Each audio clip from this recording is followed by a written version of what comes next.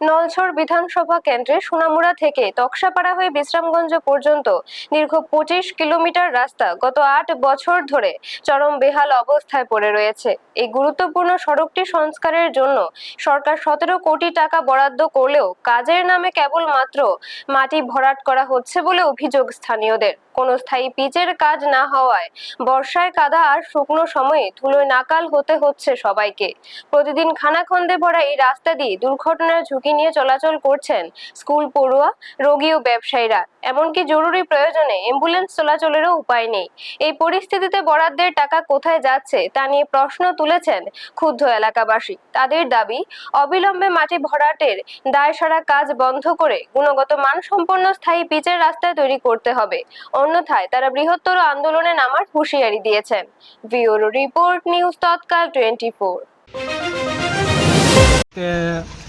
অনেক দিন ধরে 8-10 বছর ধরে মনে করেন যে রাস্তাটা খারাপ, মানে একদমই রাস্তাটা খারাপ। একটু একটু গেলে মানে একটু পর গেলে বড় বড় গর্ত পাওয়া যায়, আর ছোটোখাটো গর্তটা আছে, এটা বলার কথা না। তবে বড় বড় যে গর্তগুলো অনেক বড় বড়, আর ছোটো ছোটো যে গর্তগুলো এটা একটু পরে দেখা যায়। আজকে 8-10 বছর ধরে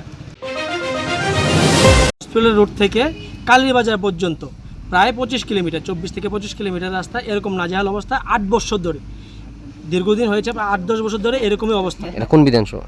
এটা নলছড় বিধানসভা কেন্দ্র। কি সমস্যা হইতেছে রাস্তা, মানে কেমন? এখানে রাস্তার মাঝে যে বড় বড় মানে সম্পূর্ণ পুরো রাস্তা আপনারা একবার দেখলে পারবেন, ভিজিট করলে বলতে পারবেন যে পুরো রাস্তা গর্ত হয়ে আছে।